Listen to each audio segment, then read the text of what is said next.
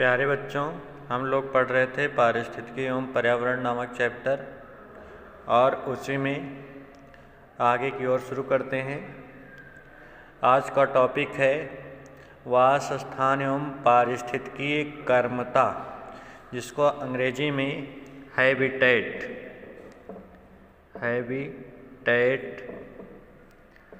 And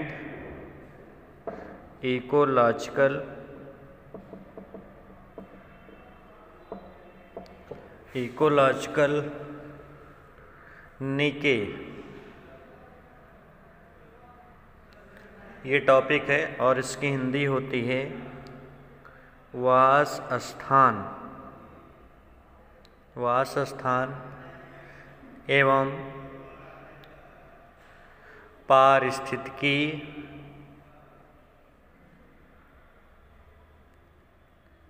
की कर्मता। ये हमारा आज का टॉपिक है, इसी पे हम लोग बात करेंगे। तो सबसे पहला है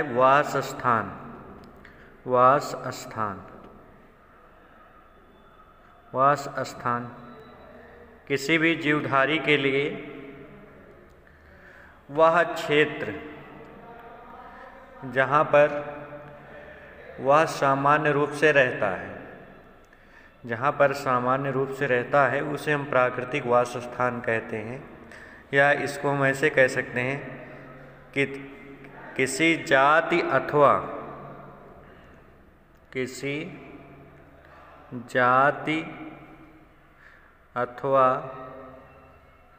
समष्टि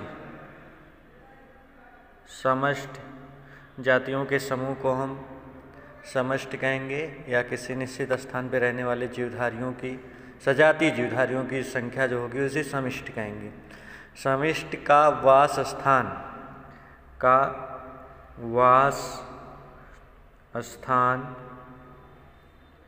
एक प्रकार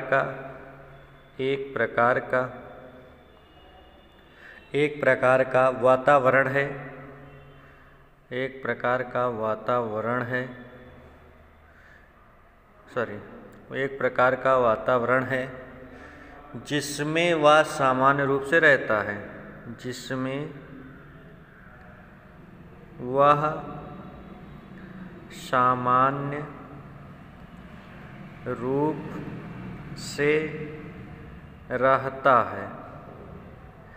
तो वास स्थान तो ये हो गया, सामान्य रूप से रहेगा तथा उसी में उसके सभी अजैविक घटक भी और साथ ही साथ जैविक घटक भी होंगे, अर्थात सजीवों निर्जीवों के संबंध के साथ वह किसी निश्चित स्थान पर रहेगा।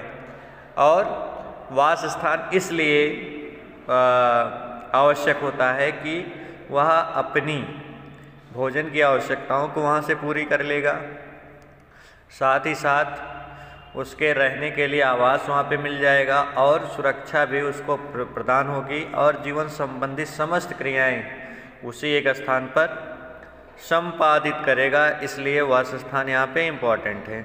अगला जो टॉपिक है वह है इकोलॉजिकल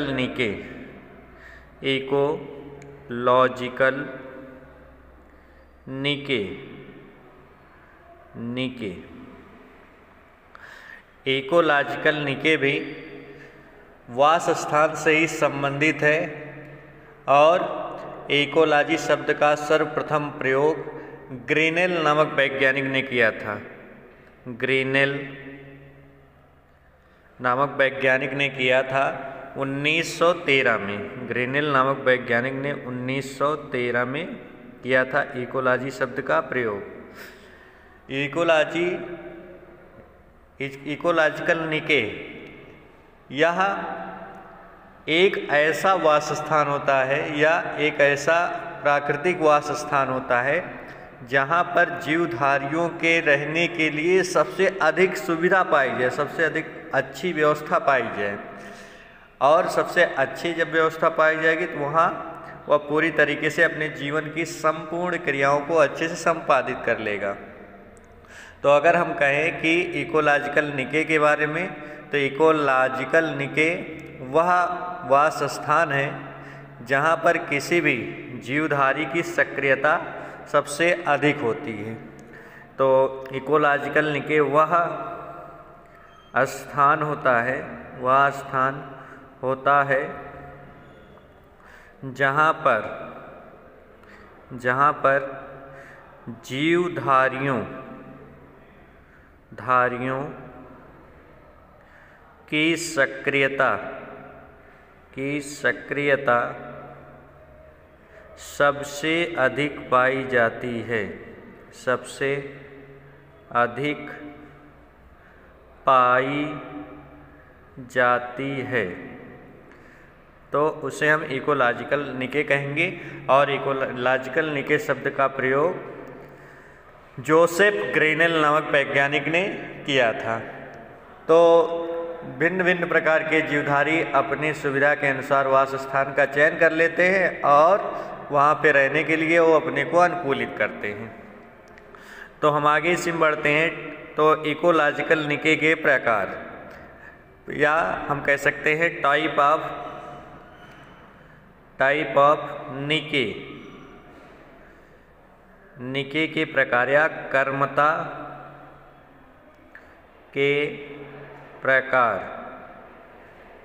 के प्रकार।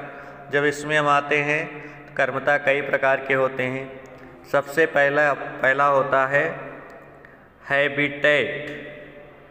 हैबिटेट निके। ऐसा वास स्थान या ऐसा स्थान जहाँ पर जीवधारियों के लिए रहने के लिए भौतिक स्थान या विशिष्ट स्थान होते हैं और यहाँ पर अपने जीवन संबंधित क्रियाओं को आसानी से चलाते हैं। इसको हम कहते हैं वास स्थान निके कर्मता पहला प्रकार हो गया। ऐसे ही दूसरा प्रकार है, दूसरे प्रकार को कहते हैं लाइफ फॉर्म निके। इसको हम कहेंगे जीवन प्रकार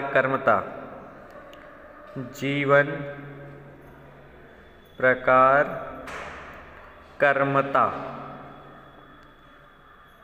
तो जीवन संबंधित क्रियाओं को चलाने के लिए ये अपने शरीर को भिन्न भिन्न प्रकार से अनुकूलित कर लेते हैं और उसी के आधार पर इनका हम कहते हैं जीवन के प्रकार का निके। तीसरा निके होता है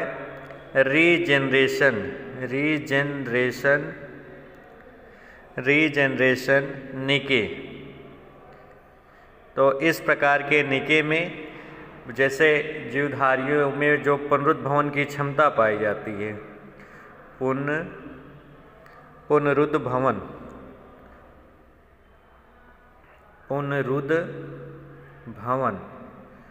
की जो क्षमता पाई जाती है उसको हम कहेंगे पुनरुद्भवन कर्मता। और जो चौथा है ट्रॉफिक निके। ट्रॉफिक निके का मतलब होता है कि पोषण या भोजन संबंधित कर्मता। तो जहाँ पर जीवधारियों को आसानी से भोजन मिलता रहेगा, भोजन प्राप्त करते रहेंगे, उसको हम कहेंगे ट्रॉफिक निके। अब इसी में हम आगे बढ़ते हैं। तो अगला टॉपिक होता है यहाँ पर जीव और पर्यावरण। तो जैसे कि हमने बताया था कि जीवधारी पूरी तरीके से पर्यावरण पर निर्भर होते हैं। तो अगला टॉपिक है जीव तथा पर्यावरण, या इसी को हम कह सकते हैं वातावरण वातावरण। अंग्रेजी में इसको कहेंगे ऑर्गेनिज एंड एनवायरनमेंट। तो कोई भी जीवधारी होता है वह पर्यावरण से सीधा संबंधित होता है, उसका संबंध सीधा पर्यावरण से होता है। और पर्यावरण से ही अपनी आवश्यकताओं की पूर्ति करता है, चाहे वो प्रत्यक्ष रूप से करता हो चाहे अप्रत्यक्ष रूप से करता हो। तो सभी जीवधारी पर्यावरण से सीधा संबंधित होते हैं और पर्यावरण के जो जैविक घटक होते हैं और साथ ही साथ जो अजैविक घटक होते हैं इनमें बहुत अच्छा तालमेल होता है। तो पर्यावरण का प्रत्येक भाग या हम कह सकते हैं जो भी हमारे एबायोटिक फैक्टर होते हैं, अजैविक घटक होते हैं, वो जीवधारियों के जीवन पर सीधा प्रभाव डालते हैं, जिसको हम पारिस्थितिकी कारक कहते हैं या पर्यावरणीय कारक कहते हैं, इकोलॉजिकल फैक्टर कहते हैं या इन्वायरमेंटल फैक्टर कहते हैं। तो इन्वायरमेंटल जो फैक्टर होता है या पर्यावरणीय कारक होता है, एनवायरमेंटल फैक्टर, जिसको हम कहेंगे पर्यावरणीय कारक, पर्यावरणीय कारक, और इसी को हम कहते हैं इकोलॉजिकल फैक्टर। तो इकोलॉजिकल फैक्टर कई प्रकार के होते हैं, जैसे सबसे पहला होता है climatic factor. Climatic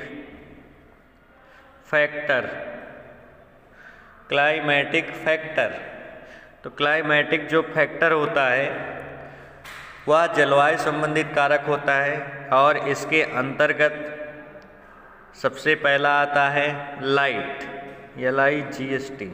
light means प्रकाश। प्रकाश का जीवधारियों पर सीधा प्रभाव पड़ता है और इसका जो प्रमुख प्रकाश संबंधित क्रिया होती है जिसको हम जानते हैं प्रकाश संश्लेषण के रूप में, वो होती है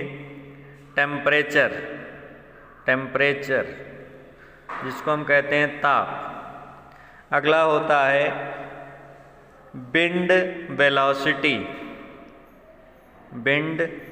वेलोसिटी, वायु वेग या वायु की गतियाँ। अगला है गैस, एटमॉस्फेरिक गैस, वातावरणीय गैस। अगला होता है वर्षा, रेन, वर्षा। अगला होता है ह्यूमिडिटी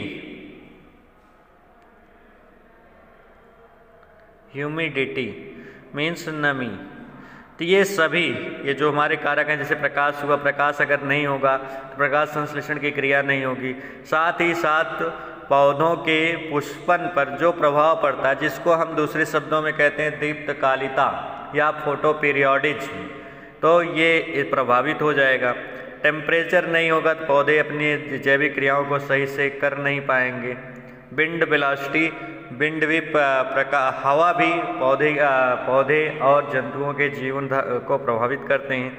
इसके बाद विभिन्न प्रकार की गैसें होंगी, जैसे ऑक्सीजन है, कार्बन डाइऑक्साइड है, नाइट्रोजन है, नाइट्रस ऑक्साइड है, सल्फर डाइऑक्साइड। ये सभी जीवधारियों को भिन्न भिन्न प्रकार से प्रभावित करते हैं।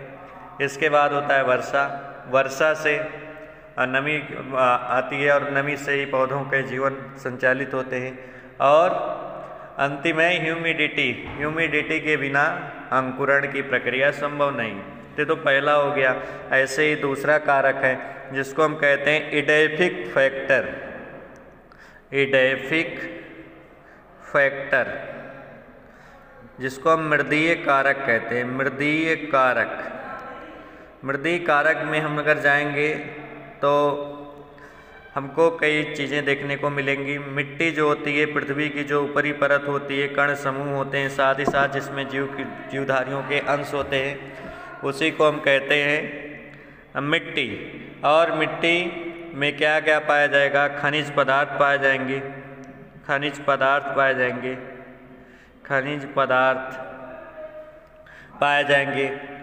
कार्बनिक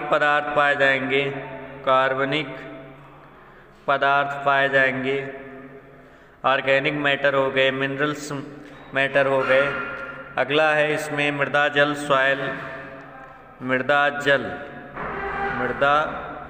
जल, जिसको हम सॉयल वाटर कहते हैं, सॉयल वाटर, मृदा एयर, मृदा वायु, जिसको हम कहेंगे सॉयल एयर, ये सभी मिट्टी में पाए जाएंगे। साथ ही साथ जीवधारियों के अपशिष्ट पदार्थ पाए जाएंगे और बाद में जो सब मिला के ह्यूमस का निर्माण करेंगे।